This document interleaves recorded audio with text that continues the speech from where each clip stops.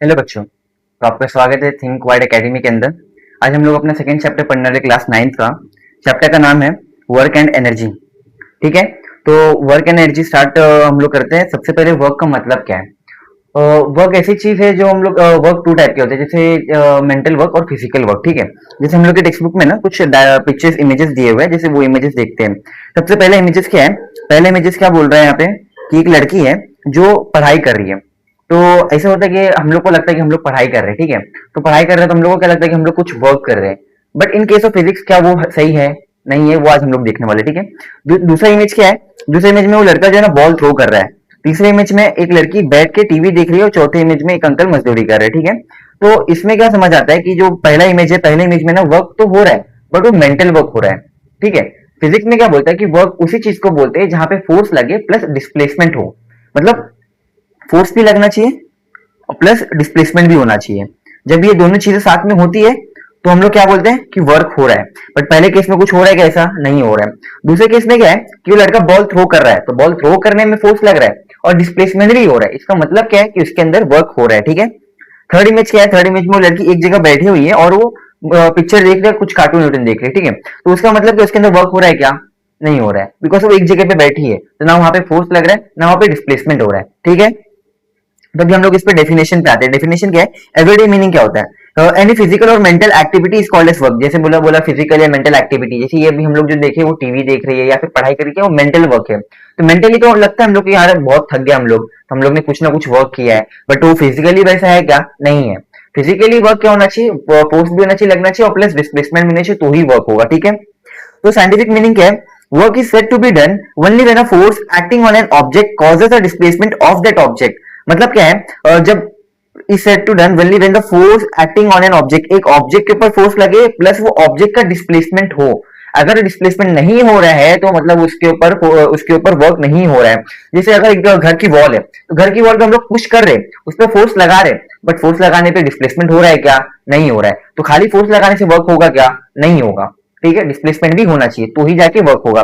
जैसे second case में क्या था, वो लड़का बॉल थ्रो कर रहा था, तो बॉल थ्रो करने में फोर्स लग रहा था और डिस्प्लेसमेंट भी हो रहा था नीचे की तरफ। इस वजह से क्या बोले, सेकंड केस में वर्क हो रहा है, फिजिकल वर्क हो रहा है। ठीक है, अब यहाँ पे वर्क का इसको देख के हम लोग को वर्क का फॉर्मूला क्या बनेगा। वर्क में क्या क्या चीजें चाहिए, फोर्स चाहिए प्लस डिस्प्लेसमेंट चाहिए, तो वर्क का फॉर्मूला क्या रहेगा, फोर्स इंटू डिस्प्लेसमेंट। ठीक है, अब यहाँ पे दूसरा इमेज दिया हुआ है, दूसरा इमेज में देखते हैं। तो दूसरे इमेज के अंदर तीन पार्ट है, ए बी सी।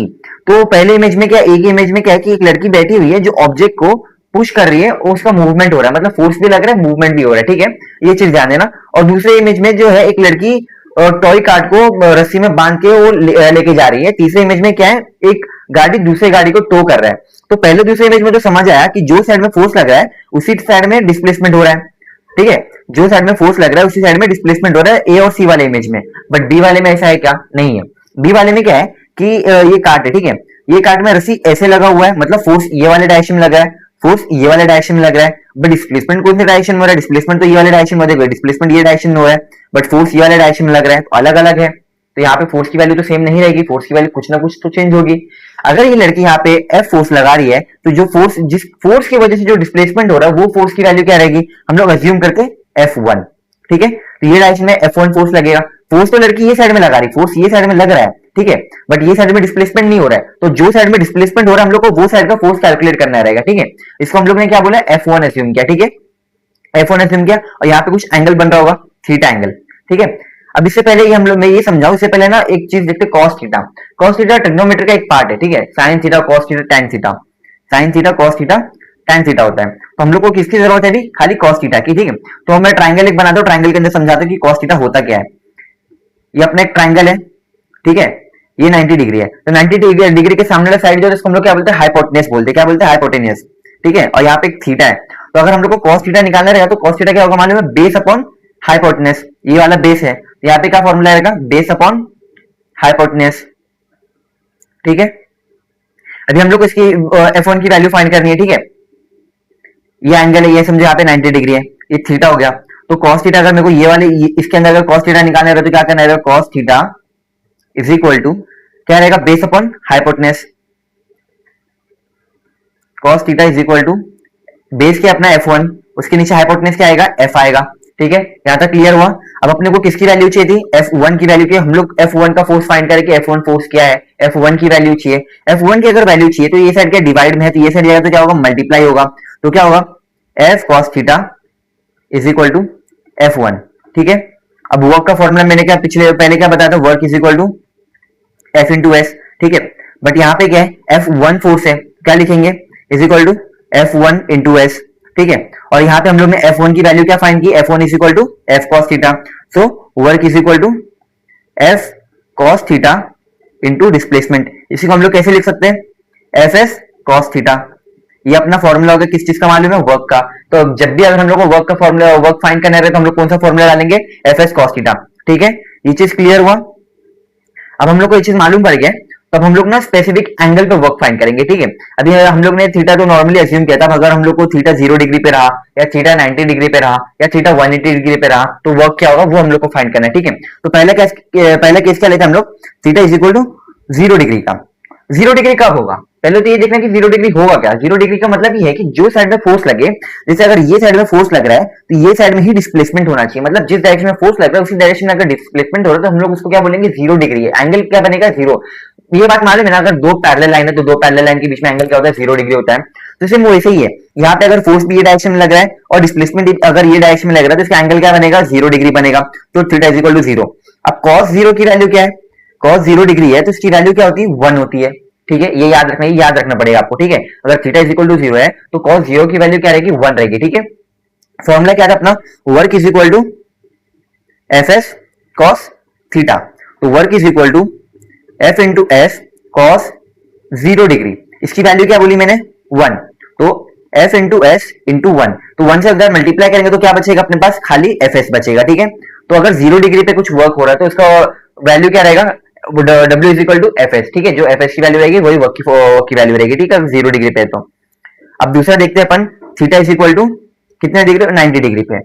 90 डिग्री का मतलब क्या है कि अगर फोर्स अगर ये डायरेक्शन में लग रहा है तो डिस्प्लेसमेंट ये डायरेक्शन में हो, बट ऐसा पॉसिबल है क्या, नहीं है। अगर हम लोग किसी चीज को ऊपर से प्रेस कर रहे हैं तो इसका मतलब ये नहीं कि इसका डायरेक्शन राइट या लेफ्ट साइड में होगा, नहीं होगा ना। अगर हम लोग किसी चीज को ऊपर से प्रेस करने के तो हो सकता है नीचे जाए, नीचे जाएगा तो वर्क 0 डिग्री होगा। बट यहाँ पे क्या बोल रहे हैं, 90 डिग्री बनना। 90 डिग्री मतलब क्या है कि अगर ऊपर से किसी ऑब्जेक्ट को प्रेस कर रहे हैं तो वो लेफ्ट या राइट में उसका डिस्प्लेसमेंट होना चाहिए। बट हो सकता है कैसे डिस्प्लेसमेंट, पॉसिबल है क्या, नहीं ना, यहाँ पे नहीं होगा। ठीक है, तो cos 90 की वैल्यू क्या रहेगी यहाँ पे, 0। cos 90 डिग्री की वैल्यू क्या रहती है, 0 रहती है। फॉर्मूला क्या है, W is equal to Fs cos 90। इसकी वैल्यू क्या रहेगी, 0। So Fs into 0। अब किसी भी चीज को 0 से मल्टीप्लाई करेंगे तो क्या होगा, वो 0 ही हो जाएगा। तो अगर 90 डिग्री पे कुछ वर्क पूछा है तो उसकी सिंपल सी वैल्यू क्या रहेगी, 0। अगर 90 डिग्री पे कुछ पूछा रहेगा तो हम लोग डायरेक्टली बोल सकते हैं कि वहां पे कोई वर्क नहीं होगा। ठीक है, ये हो गया अपना दो केस। अब तीसरा केस देखते हैं, theta is equal to 180 degree पे। ठीक है, theta is equal to 180 degree पे। इसका एग्जांपल क्या रहेगा, जब हम लोग जो रोड पे वॉक करते हैं तो हम लोग का फोर्स कहीं और लगता है, ऑपोजिट डायरेक्शन लगता है, और डिस्प्लेसमेंट ऑपोजिट डायरेक्शन में होता है। मतलब फोर्स जो होता है हम लोग के बैकवर्ड लगता है, ये साइड में फोर्स लगता है। ठीक है, जब हम लोग अगर किसी जमीन पे हम लोग जो वॉक करते हैं तो फोर्स ये डायरेक्शन में लगता है, हम लोग का डिस्प्लेसमेंट ये डायरेक्शन में होता है। ठीक है, तो डिस्प्लेसमेंट ये डायरेक्शन में हो, फोर्स ये डायरेक्शन में हो, तो इसका एंगल क्या बनेगा, 180 डिग्री। ठीक है, अब अगर 180 डिग्री रहेगा तो वर्क क्या होगा वो अपने को फाइंड करना है। तो cos 180 का वैल्यू क्या है, cos 180 डिग्री का वैल्यू क्या होता है, -1। ठीक है, वर्क का फॉर्मूला क्या अपना, Fs cos 180 डिग्री। ठीक है, 180 डिग्री पे मैंने क्या बोला, उसका वैल्यू क्या है, -1। सो Fs -1, इसकी वैल्यू क्या रहेगी अपने पास, work is equal to -Fs। यही होगा ना। हाँ, जैसे क्या मालूम पड़ा कि अगर 180 डिग्री रहा तो वर्क क्या होगा, नेगेटिव होगा। अगर 0 रहा तो वर्क क्या होगा, पॉजिटिव होगा। अगर 90 डिग्री रहा तो वर्क क्या होगा, 0 होगा। ठीक है, ये ध्यान रखना हमेशा। अब यहाँ पे स्पेशल केसेस जो मैंने समझाया वही है। देखो यहाँ पे क्या दिया है, एंगल थीटा दिया है। थीटा एंगल क्या है, 0 डिग्री। 0 डिग्री मतलब क्या है, cos theta is equal to 1 हो जाएगा। ठीक है, तो वर्क का फॉर्मूला क्या रहेगा, W is equal to Fs। Fs क्या रहेगा अपना, मैक्सिमम रहेगा, पॉजिटिव। ठीक है, और इसका एग्जाम्पल क्या, पुशिंग अ बॉक्स फॉरवर्ड। फिर theta is equal to 90 degree है। 90 डिग्री में वो cos थीटा की वैल्यू क्या रहेगी, 0 रहेगी।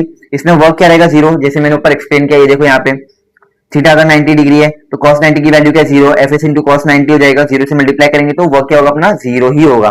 ठीक है, तो वही चीज यहाँ पे दिया 0। तो carrying a bag while walking horizontally, मतलब कोई बैग हम लोग हाथ में लेके जा रहे हो, वॉकिंग हॉरिजॉन्टली कर रहे थे ना, इसमें यहाँ पे फोर्स कौन से डायरेक्शन लग रहा है, नीचे की तरफ लग रहा है और डिस्प्लेसमेंट अपना ये साइड हो रहा है, तो यहाँ पे कोई वर्क नहीं होगा। ठीक है, फिर 180 डिग्री पे आते हैं। 180 डिग्री पे क्या हुआ, cos 180 की वैल्यू क्या होती है -1, और -1 से fs मल्टीप्लाई हुआ तो वो भी नेगेटिव हो जाएगा, तो work is equal to -fs। समझ आया यहाँ पे। इसका एग्जांपल क्या है, फ्रिक्शन अपोजिंग द मोशन, मतलब ये साइड में अगर फोर्स लग रहा है तो ये साइड में डिस्प्लेसमेंट हो रहा है, अपोज कर रहा है मोशन को। ठीक है, ये अपना स्पेशल केस था जो मैंने पहले समझा दिया, फिर यहाँ पे नोट्स में दिया हुआ है। ठीक है, फिर वहीं पे पॉजिटिव नेगेटिव और जीरो वर्क का एग्जांपल सेम चीज है, जैसे मैंने ऊपर बताया वही है। Force and displacement are in the same direction, मतलब वो 90 डिग्री या 90 डिग्री से कम होगा, 90 डिग्री से कम होगा। ठीक है, तो पॉजिटिव नेगेटिव और जीरो वर्क है, पॉजिटिव वर्क कब रहेगा, जब 90 डिग्री से एंगल कम रहेगा तो क्या रहेगा, पॉजिटिव वर्क रहेगा।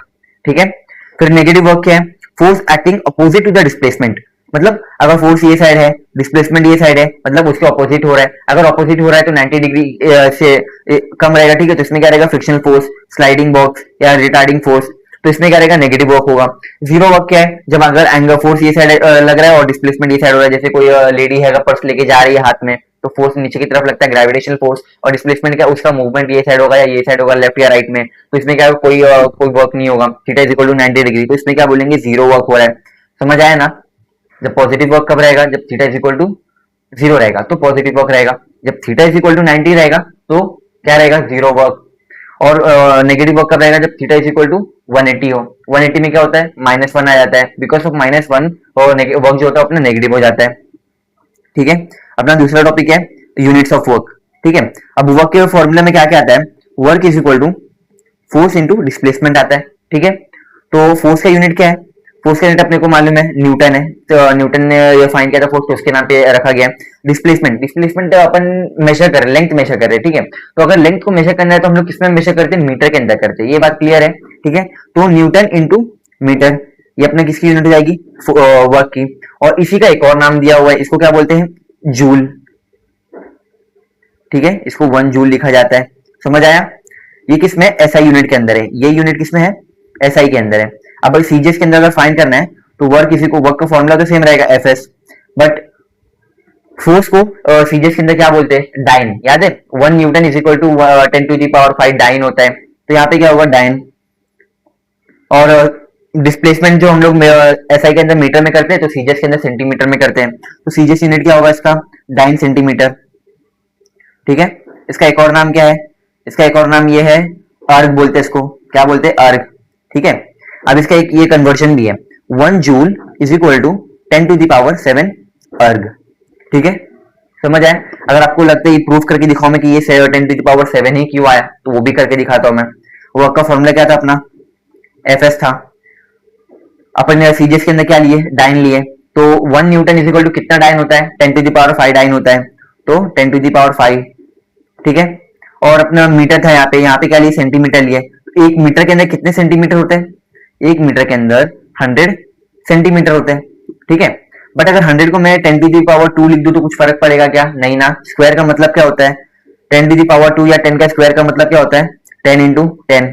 ठीक है, इसी को मैं 10⁵2 लिख सकता हूं, तो क्या होगा यहाँ पे 10⁵2।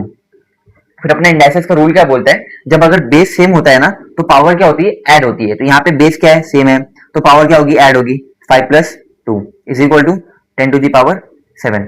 क्लियर हुआ एक चीज। अब मालूम पड़ा कि 1 जूल इज इक्वल टू 10⁷ अर्ग कैसे आया। ठीक है, यहाँ पे 10⁷ है, इसका मतलब क्या मालूम है, बहुत लोगों को ये कंफ्यूजन होता है कि 10⁷ है तो इसका मतलब क्या है। इसका मतलब ये है कि जैसे यहाँ पे देखो, अगर 10⁵2 है तो इसका मतलब क्या होता है कि 10 को हम लोग 2 बार मल्टीप्लाई कर रहे हैं। अगर 10⁵3 है इसका मतलब क्या होता है, 10 को हम लोग 3 बार मल्टीप्लाई कर रहे हैं। ठीक है, अगर 10⁴ है इसका मतलब क्या होता है, 10 को हम लोग 4 टाइम मल्टीप्लाई कर रहे हैं। ठीक है, तो अगर वही 10⁷ दिया हुआ है, इसका मतलब क्या होगा, 10 को हम लोग 7 बार मल्टीप्लाई करेंगे। कितनी बार, 7 बार। ठीक है, ऐसे करते रहना, तो 7 बार मल्टीप्लाई करेंगे, इसको हम लोग बोलते हैं 10⁷। ठीक है, तो यहाँ पे दिया हुआ है 1 joule is equal to 1 newton into 1 metre, जैसे हम लोग ने बताया 1 joule is equal to 1 nm। 1 joule work is done when a force of 1 newton, मतलब 1 न्यूटन का फोर्स अगर किसी ऑब्जेक्ट पे लग रहा है और वो फोर्स लगने के बाद वो ऑब्जेक्ट 1 मीटर का डिस्प्लेसमेंट कवर कर रहा है, तो उसको हम लोग क्या बोलेंगे, यहाँ पे 1 जूल के बराबर वर्क हुआ है। समझ आया। फिर यहाँ पे क्या, सीजीएस यूनिट, सीजीएस यूनिट क्या बोलता है, 1 जूल इज इक्वल टू 10⁷ अर्ग, जो मैंने वहां पे प्रूफ किया ऊपर, अभी जस्ट ऊपर प्रूफ किया कैसे हुआ। ठीक है, ये लाइन यहाँ ये लाइन थोड़ा ध्यान देना। ठीक है, ये लाइन क्या बोल रहे हैं, सिंपल सी लाइन है, ज्यादा टफ लाइन नहीं है कुछ। यहाँ पे क्या बोल रहे हैं कि 1 न्यूटन का फोर्स, अगर एक ऑब्जेक्ट है उस पर अगर मैं 1 न्यूटन का फोर्स लगा रहा हूँ, तो 1 न्यूटन का फोर्स लगाने के बाद वो ऑब्जेक्ट 1 मीटर का डिस्प्लेसमेंट करेगा। कितने मीटर का करेगा, 1 मीटर का। 1 मीटर का अगर वो ऑब्जेक्ट डिस्प्लेसमेंट कर रहा है, इसका मतलब क्या है कि वहां पे 1 जूल का वर्क हो रहा है। ठीक है। तो यहाँ पे कुछ सॉल्ड एग्जांपल दिया हुआ है। सॉल्ड एग्जांपल क्या है? A force of 20 newton moves a box to a 5 metre in the direction of the force. क्या दिया? In the direction of the force, मतलब क्या थीटा यहाँ पे क्या 0 डिग्री है। जब अगर थीटा 0 डिग्री का रहेगा तो वर्क का फॉर्मूला क्या बनता है? Work is equal to F S. तो यहाँ पे पॉजिटिव वर्क होगा, ये ध्यान रखना, ठीक है, इन द डायरेक्शन ऑफ, ठीक है, ये ध्यान रखना। तो यहाँ पे फोर्स क्या दिया अपने को? 20 न्यूटन, ठीक है। फिर डिस्प्लेसमेंट क्या दिया अपने को? 5 मीटर। वर्क का फॉर्मूला क्या बोला मैंने? F S. तो work is equal to 20 into 5। 25 से क्या होता है? 100 जूल वर्क हुआ, ठीक है। क्लियर हुआ ये चीज? हाँ। फिर दूसरा क्वेश्चन क्या बोल रहा है? A force of 10 Newton acts on a body at 60 degree. यहाँ पे देखना थीटा दिया हुआ है 60 डिग्री, और थीटा के 60 डिग्री से कम है, मतलब 90 डिग्री से कम है। अगर 90 डिग्री रहता तो वर्क होता क्या? नहीं होता, 0 वर्क होता। बट उससे कम है, इसका मतलब वर्क होगा, और वर्क होगा तो कौन सा वर्क होगा? पॉजिटिव वर्क होगा, ठीक है। तो पॉजिटिव वर्क का फॉर्मूला क्या था अपना? W is equal to F S cos theta, है ना। ये अपना यही मेन अपना फॉर्मूला था ना। यहाँ पे हम लोग को थीटा की वैल्यू दी हुई है। डिस्प्लेसमेंट क्या है यहाँ पे? 4 मीटर। तो पहले लिख लेते हैं F is equal to 10 newton, ठीक है। उसके बाद क्या है? Displacement S is equal to 4 metre. Theta क्या है अपने पास? 60 डिग्री, ठीक है। cos 60 क्या होता है? 1/2। ये याद रखना है, cos 60 क्या होता है? 1/2 होता है। तो work is equal to 10 into 4 into 1/2। cos 1/2 कहां से है पूछेंगे ना, तो cos 60 की वैल्यू 1/2 है। cos 60 is equal to 1/2। यहां लिख देता हूं मैं, cos 60 degree is equal to 1/2। ये मैंने वही 1/2 लिखा, ठीक है। तो 2 1 सा जाएगा, ये 2 2 सा जाएगा, तो वर्क की वैल्यू क्या होगी? 20 जूल। क्लियर हुआ ये चीज? ठीक है। कोई ज्यादा टफ चीज नहीं, एकदम सिंपल है। खाली फॉर्मूला डालने का वैल्यू मिल जाएगी, खाली थीटा की वैल्यू याद रखनी है। अगर cos 60 डिग्री, 60 डिग्री का मतलब क्या होता है? 1/2 होता है, ठीक है। बस इतना ही याद रखना है, कोई टफ चीज नहीं है ये। अपना सेकंड पार्ट आते हैं। सेकंड पार्ट क्या है अपना? एनर्जी है, ठीक है। तो एनर्जी एक क्या है कि अभी कहीं पे अगर वर्क हो रहा है तो वर्क करने के लिए हम लोग को तो एनर्जी लगानी पड़ेगी ना। तो वो एनर्जी हम लोग देखने वाले क्या होता है? वो energy is the capacity of a body to work. Energy एक बॉडी की कैपेसिटी है कि वो बॉडी कितना वर्क कर सकता है। अगर हम लोग की कैपेसिटी पूछेगी तो कोई 2 घंटा पढ़ सकता है, कोई 3 घंटा पढ़ सकता है, बट ये मेंटल वर्क में आएगा, ठीक है। तो हम लोग इसको कंसिडर नहीं करेंगे। बट वही होता है कि अगर समझो कोई इंसान से अगर मजदूरी करा रहा है, तो अगर कोई बोल रहा है कि कोई सामान उठा के कहीं पे रखना है, तो कितना देर तक कर सकता है? कुछ टाइम लिमिट होगा, 4 घंटा, 5 घंटा, 6 घंटा, है ना। सबका अपना अपना टाइम लिमिट होगा ना, तो वो इसकी एनर्जी डिफाइन करता है कि इसकी एनर्जी इतनी, तो इतना वर्क कर सकता है ये, ठीक है। A body having energy can do a work. To do a work, a body must spend energy. मतलब एक वर्क करने के लिए बॉडी को एनर्जी स्पेंड करनी ही पड़ेगी। इससे हम लोग को ये मालूम पड़ता है कि जो वर्क की एनर्जी है वही जो वर्क का यूनिट्स होगा वही एनर्जी की भी यूनिट होगी, ठीक है। Energy and work have same unit. तो जो वर्क का यूनिट है वही एनर्जी की यूनिट है। वर्क की यूनिट क्या थी? जूल थी। तो एनर्जी की भी यूनिट सेम रहेगी। समझ आया? जो हम लोग ने न्यूटन मीटर इसका फाइंड किया था, सेम इसका ही होगा। तो यहाँ पे भी वही होगा, 1 जूल इज इक्वल टू 10⁻⁷ अर्थ। सब चीज सेम है, यूनिट भी सेम है, सब कुछ सेम है, ठीक है। फिर क्या? Laws of conservation of energy क्या बोलते हैं? Energy can neither be created nor be destroyed, it can be only transferred from one form to the another form. ये law of conservation of energy है, ये यूनिवर्सल लॉ है, कहीं पे भी एप्लीकेबल है, ठीक है। इसका मतलब क्या होता है कि अगर किसी बॉडी का एनर्जी है तो हम लोग ना ही एनर्जी को फॉर्म कर सकते हैं, ना हम लोग एनर्जी बना सकते हैं, ना किसी एनर्जी को डिस्ट्रॉय कर सकते हैं। बट वो एनर्जी का तो एक फॉर्म से दूसरे फॉर्म के अंदर ट्रांसफर की जा सकती है। बस ये लॉ को याद रखना, अभी तो इतना खास जरूरत नहीं है, बट फिर भी याद रखना ये चीज को, ठीक है। अब एनर्जी कितने कितने टाइप की होती है? मैकेनिकल एनर्जी, जैसे काइनेटिक एनर्जी, पोटेंशियल एनर्जी, ये सब मैकेनिकल एनर्जी का एग्जांपल है। फिर क्या है? Heat energy. हीट एनर्जी है लाइट एनर्जी, जो सनलाइट से मिलता है अपने को। साउंड एनर्जी, जो रिंगिंग बेल है या फिर घर पे म्यूजिक लगता है, टीवी चलता है तो इसमें जो आवाज आती है, साउंड एनर्जी होता है। केमिकल एनर्जी जो होता है स्टोर्ड इन फ्यूल। फ्यूल जो हम लोग यूज करते हैं केमिकल एनर्जी से ही होता है। इलेक्ट्रिकल एनर्जी जो हम लोग इलेक्ट्रिसिटी यूज करते हैं तो वो टाइप ऑफ इलेक्ट्रिकल एनर्जी है। तो ये क्या? Nuclear energy. न्यूक्लियर रिएक्शन जो होता है उसके अंदर जो एनर्जी रिलीज होती है उसको हम लोग क्या बोलते हैं? न्यूक्लियर एनर्जी बोलते हैं, ठीक है। इसके अंदर हम लोग क्या बोले? इसके अंदर हम लोग क्या पढ़ने वाले? In this chapter we will focus more on kinetic energy and potential energy, ठीक है। तो अभी हम लोग ना काइनेटिक एनर्जी के ऊपर फोकस करते हैं। तो काइनेटिक एनर्जी होता क्या है? सबसे पहले काइनेटिक एनर्जी ना, अगर कोई ऑब्जेक्ट मूविंग ऑब्जेक्ट है, ठीक है, अगर कोई ऑब्जेक्ट मूविंग है, जैसे अगर फॉर एग्जांपल अगर एक बॉल है, ठीक है, ये अगर इसको मैं थ्रो कर रहा हूं तो यहाँ पे अगर 3 स्टंप है, ठीक है, तो ये ऑब्जेक्ट तो मूविंग है। ये ऑब्जेक्ट अगर स्टंप पे लगेगा तो स्टंप पे लगना, स्टंप तो इधर उधर हो जाएगा। इसका मतलब क्या हो कि ऑब्जेक्ट मूव था, इसके पास कुछ एनर्जी थी, ये एनर्जी से इसने स्टंप को इधर से उधर बिखेर दिया, ठीक है। ये समझ आया? फिर सेकेंड एग्जांपल देखते हैं। अगर कैरम बोर्ड है, ठीक है, कैरम बोर्ड पे ये स्ट्राइकर है, यहाँ पे बाकी सब कॉइन्स है। ये स्ट्राइकर को अगर मैं फोर्स लगा के इसको हिट करूंगा तो इसके अंदर कोई एनर्जी आएगा, ये एनर्जी दूसरे कॉइन्स को हिट करेगा, बराबर ना। इसका मतलब क्या हुआ कि कोई भी ऑब्जेक्ट जो मोशन में है या जो मूवमेंट कर रहा है उसके पास जो एनर्जी ना, वो एनर्जी को हम लोग क्या बोलते हैं, काइनेटिक एनर्जी। क्लियर हुआ ये चीज? जैसे बॉल के पास मूवमेंट था, बॉल के पास मोशन था, मोशन के पास जो मोशन की वजह से जो उसके पास एनर्जी आई ना, उसको हम लोग काइनेटिक एनर्जी बोलते हैं। ये बात क्लियर रखना, ठीक है।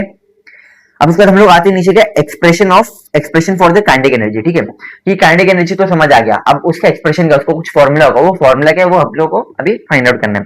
उसके लिए हम लोग को ना कुछ अज्यूम करना है। ठीक है, अज्यूम क्या करना है वो मैं बता रहा हूँ। अज्यूम ये करना है कि एक एम मास का ऑब्जेक्ट है। ठीक है, एक एम मास का ऑब्जेक्ट है जो रेस्ट पोजीशन पे। रेस्ट का मतलब क्या कि कोई मूवमेंट नहीं कर रहा है। ठीक है, रेस्ट का मतलब क्या, कोई मूवमेंट नहीं कर रहा है। अगर कोई मूवमेंट नहीं कर रहा है उसके पास वेलोसिटी आएगा क्या, नहीं आएगा। वेलोसिटी कब आता है, जब ऑब्जेक्ट मूव करे। जब अगर मूव नहीं कर रहा है तो उसकी इनिशियल वेलोसिटी मतलब क्या होता है, स्टार्टिंग की वेलोसिटी। जब अगर ऑब्जेक्ट स्टार्ट रेस्ट में तो उसकी स्टार्टिंग की वेलोसिटी क्या होगी, जीरो होगी। तो यहाँ पे हम लोग लिख सकते हैं initial velocity is equal to zero.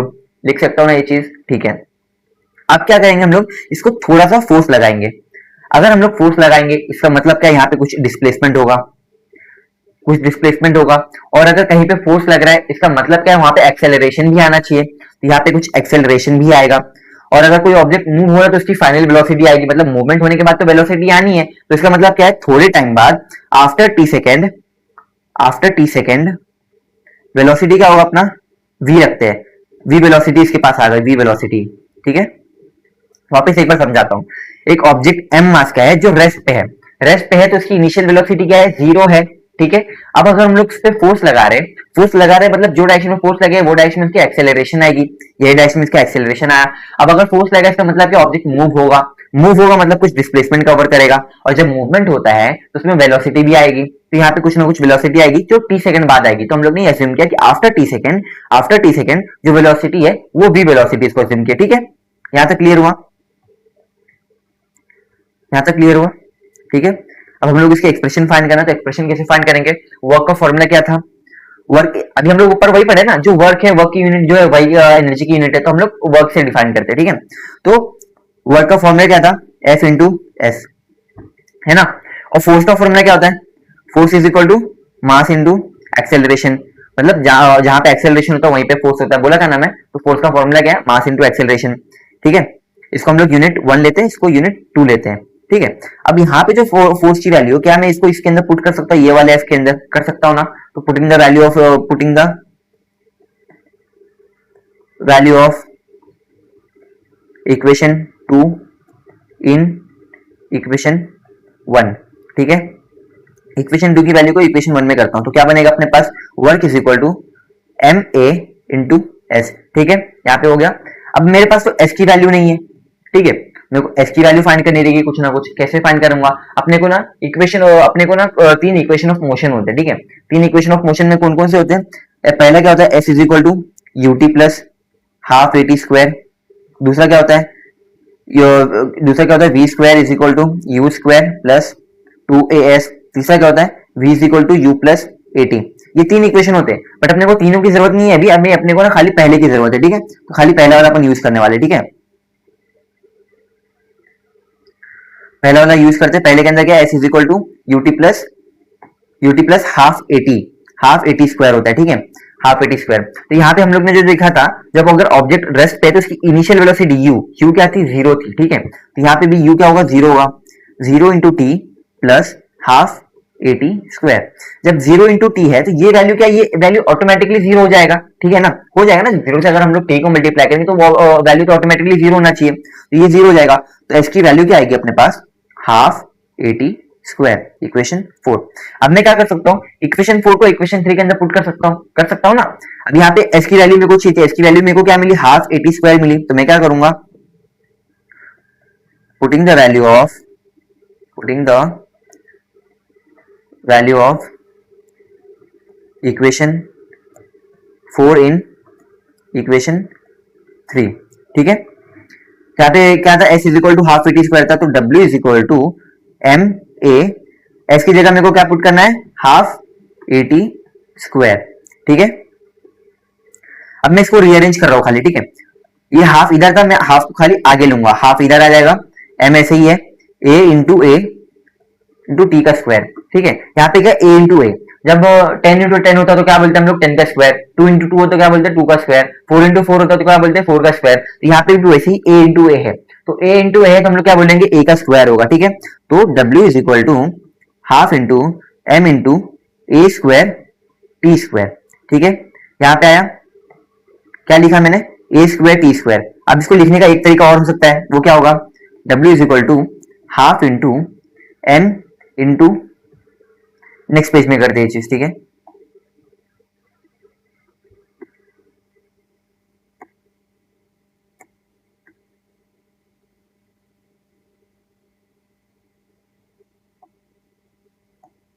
Next page, हाँ आ गया नेक्स्ट पेज, ठीक है। तो यहाँ पे क्या था अपना वर्क का, क्या था हाफ, वर्क क्या लिखा था अपने ने, W इज इक्वल टू, क्या लिखा था, W is equal to half M into A का ए इंटू टी स्क्वायर लिखा था, ठीक है। तो मैंने क्या बोला था, ए इंटू ए क्या लिख सकते हैं हम लोग, ए स्क्वायर लिख सकते हैं, ठीक है। तो क्या होगा, W is equal to half into M into A square T square, ठीक है। इसको एक लिखने का एक तरीका और हो सकता है, क्या हो सकता है, W is equal to half into M into A T का होल स्क्वायर, हो सकता है ना। अगर दोनों स्क्वायर में, ए बी स्क्वायर में टी बी स्क्वायर में और दोनों मल्टीप्लीकेशन में है, तो मैंने ये चीज कर सकता हूँ कि दोनों को मल्टीप्लाई करके इसका होल स्क्वायर लिख दूं, लिख सकता हूँ ना। तो यहाँ पे इक्वेशन क्या था अपना, लास्ट वाला 4 था, इसको हम लोग 5th कर देते हैं, ठीक है। ठीक है, ये क्या हुआ, इक्वेशन 5th हो गया। अब मैंने 3 इक्वेशन ऑफ मोशन बताया था, उसमें फर्स्ट यूज कर लिया, अब हम लोग थर्ड यूज करने वाले। थर्ड इक्वेशन ऑफ मोशन क्या था, using third equation of motion, using third equation of motion क्या था, v is equal to you plus A T. यहाँ पे u क्या है, इनिशियल वेलोसिटी, और हम लोग ने क्या देखा, इनिशियल वेलोसिटी की वैल्यू क्या होती है, 0 हम लोग ने अज्यूम किया था, तो ये क्या होगा, यहाँ पे 0 जाएगा, तो क्या बचेगा अपने पास, v is equal to A T, ठीक है, ये बचेगा। हम लोग क्या करेंगे, squaring on both the side करेंगे, squaring on both the side, इससे क्या होगा, v square is equal to A T the whole square, ये इक्वेशन 6 बन जाएगा, ठीक है। यहां तक क्लियर हुआ, V square is equal to A T square. अब यहाँ पे नोटिस करो, ये ए टी स्क्वायर की जगह अगर मैं वी स्क्वायर सब्स्टिट्यूट करूंगा तो कुछ होगा क्या, नहीं होगा ना। जैसे यहाँ पे क्या है, W is equal to half M into A T the whole square है, ये ए टी स्क्वायर है, यहाँ पे भी ए टी स्क्वायर है, बट यहाँ पे क्या दिखा रहा है, V square is equal to A T square. तो अगर मैं ए टी स्क्वायर की जगह वी स्क्वायर लिखूंगा तो कुछ प्रॉब्लम है क्या, नहीं है ना। मैं क्या करूंगा, बस वी स्क्वायर की वैल्यू यहाँ पे डाल दूंगा, ठीक है। तो substituting the value of equation 6 in equation 5, ठीक है, ठीक है, it is substituting the value of equation 6 in equation 5। तो ये क्या बनेगा अपना, W is equal to half into M we square बनेगा ये चीज। हाँ, मैंने खाली कहा किया लास्ट में, जो लास्ट में 80 स्क्वायर था, बस मैंने 80 स्क्वायर की जगह वी स्क्वायर लिख दिया, क्योंकि V square is equal to 80 square, तो वी स्क्वायर लिखो या 80 स्क्वायर लिखो, बात सेम ही होने वाला है, बस मैंने 80 स्क्वायर की जगह वी स्क्वायर लिख दिया। यहाँ पे जाके अपना क्या प्रूव हुआ, ये W is equal to half M we square हुआ, और इसी को हम लोग क्या बोलते हैं, काइनेटिक एनर्जी। तो काइनेटिक एनर्जी का फॉर्मूला क्या बना अपना, kinetic energy is equal to half M we square. Clear हुआ ये चीज, ये अपना लास्ट डेरिवेशन था, मतलब काइनेटिक एनर्जी का जो अपने को बोला था ना फॉर्मूला एक्सप्रेशन डिराइव करने के लिए, तो ये एक्सप्रेशन है इसका, ठीक है। मैं एक बार और वापस समझा दूं, एक बार वापस देख लो, ठीक है। ये थोड़ा सा डिफिकल्ट होगा, तो 2-3 बार देखोगे क्लियर हो जाएगा, बट बुक के अंदर इसको साथ में लिख के फिर प्रैक्टिस करोगे तो ही ये क्लियर होगा, तो ही समझ आएगा। नहीं तो अगर अब भी समझ आ रहा है ठीक है, 2 दिन बाद तुम लोग जाके भूल जाओगे, इस वजह से बोल रहा हूँ इसको 2-3 बार ट्राई करना, नोटबुक के अंदर लिख लिख के, नहीं समझ आएगा तो आके वापस एक बार देखना यहाँ पे, ठीक है। एक बार और देखते हैं, एक्सप्रेशन फॉर काइनेटिक एनर्जी देखना है अपने को। तो हम लोग ने अज्यूम क्या किया कि एक ऑब्जेक्ट है, एक ऑब्जेक्ट एम मास का जो रेस्ट पे जो जगह रखा हुआ है, जिसकी इनिशियल वेलोसिटी क्या होगी, 0 हो जाएगी, ठीक है, जो हम लोग ने 0 लिया। फिर इस पे अगर हम लोग कोई फोर्स लगा रहे हैं, तो जो डायरेक्शन में फोर्स लगता है वो डायरेक्शन में एक्सेलरेशन भी लगेगा। अगर फोर्स लग रहा है इसका मतलब वहां पे कुछ डिस्प्लेसमेंट हुआ रहेगा, और अगर जब डिस्प्लेसमेंट हुआ इसका मतलब उसके पास कुछ ना कुछ वेलोसिटी होगी। तो वेलोसिटी क्या है, डायरेक्टली वेलोसिटी आएगी क्या, नहीं, कुछ सेकंड बाद आएगी। तो कुछ सेकंड को हम लोग ने क्या किया, after T second V velocity लिया, ठीक है। यहां तक क्लियर हुआ, असम्पशन क्या था। फिर क्या, वर्क का फॉर्मूला क्या है, एफ एस, ठीक है, एफ एस है ना। फिर एफ की वैल्यू क्या है, एम इंटू ए। एफ का फॉर्मूला क्या है, मास इंटू एक्सेलरेशन होता है, फॉर्मूला ये, ठीक है। तो हम लोग ने क्या किया, ये एफ की जगह मास इंटू एक्सेलरेशन लिख दिया, putting the value of equation 2 in equation 1। So W is equal to half into M into A square T square, ठीक है, ठीक है, ये हो गया। यहाँ पे खाली इसका फॉर्मूला खाली पुट किया है, सॉरी नेक्स्ट पेज में, इधर इधर इधर देखो, इधर देखो, F is equal to M a, ठीक है। Putting the value of equation 2 in equation 1, तो क्या होगा, W is equal to M A into S, ठीक है, mass into acceleration into displacement है, ठीक है। अब हम लोग को s की वैल्यू नहीं मालूम है, तो इक्वेशन ऑफ मोशन हम लोग यूज करेंगे। तीन इक्वेशन ऑफ मोशन है, जिसके अंदर पहला इक्वेशन क्या है, s is equal to ut plus half pt square, ठीक है। बट u की वैल्यू क्या है इधर पे, u क्या इनिशियल वेलोसिटी है, इनिशियल वेलोसिटी क्या है, जीरो है, तो जीरो पुट कर दिए, zero into T plus half pt square, ठीक है। तो जीरो इंटू टी क्या होगा, जीरो ही होगा। So S is equal to half eighty square, इसको हम लोग क्या बोलते हैं, इक्वेशन 4, ठीक है। अपने पास क्या बचा, s is equal to half eighty square, s की वैल्यू मिली। ऊपर क्या था, W is equal to m into a into s था, तो एस की वैल्यू, एस की जगह पे हाफ एटी स्क्वायर लिख सकता हूँ, ठीक है, लिख दूंगा। तो W is equal to mass into acceleration into half eighty square. यहाँ तक क्लियर हुआ। ये होने के बाद मैंने क्या किया, खाली सब्स्टिट्यूट किया, जो हाफ इधर पीछे था हाफ को आगे लिया, फिर मास इंटू एक्सेलरेशन है। तो जैसे मैंने बताया कि 10 इंटू 10 जो होता है, 10 इंटू 10 जो होता है इसको क्या लिखते हैं, 10 स्क्वायर लिखते हैं, ठीक है। और 2 इंटू 2 होता है इसको क्या बोलते हैं, 2 स्क्वायर बोलते हैं। 4 इंटू 4 होता है इसको क्या बोलते हैं, 4 स्क्वायर बोलते हैं। सेम वैसे ए इंटू है तो इसको क्या बोलेंगे, ए स्क्वायर, ठीक है, ए स्क्वायर बोलेंगे। तो क्या हुआ, W is equal to half into M into A square T square. A square T square अलग अलग है, तो मैंने क्या बोला, जब अगर दो चीज मल्टीप्लीकेशन में है तो मैं इसको कंबाइन करके भी लिख सकता हूँ। तो मैंने क्या किया, बस वही किया, W is equal to half into M into A T का होल स्क्वायर, ठीक है। इसको इक्वेशन 5 बना दिया, ठीक है। अब क्या किया, using third equation of motion. Third equation of motion क्या है, v is equal to you plus A t. Initial velocity क्या थी अपनी, जीरो थी, तो v is equal to u zero है, तो क्या बचा अपने पास, v इज इक्वल टू 80 बचा, ठीक है। अब क्या बोलेंगे, squaring on both the side, तो अगर एक साइड स्क्वायर करे तो दूसरी साइड भी ऑटोमेटिक करना ही पड़ेगा। तो we square is equal to 80 का होल स्क्वायर। तो अब अगर मैं 80 स्क्वायर की जगह वी स्क्वायर लिख सकता हूं, क्योंकि दोनों इक्वल है, यही तो अपने यहाँ पे प्रूव हुआ है। तो क्या करेंगे, substituting the value of equation 6 in equation 5। So W is equal to half m b square is equal, half m b square, ठीक है, half m b square is equal to, जो मैंने पहले ही बताया था, जो वर्क का यूनिट होता है वही काइनेटिक एनर्जी का यूनिट होता है। तो वर्क के थ्रू ही मैंने काइनेटिक एनर्जी यहाँ पे डिराइव किया है। तो काइनेटिक एनर्जी का फॉर्मूला क्या रहेगा, हाफ एम बी स्क्वायर, ये याद रखना, ठीक है।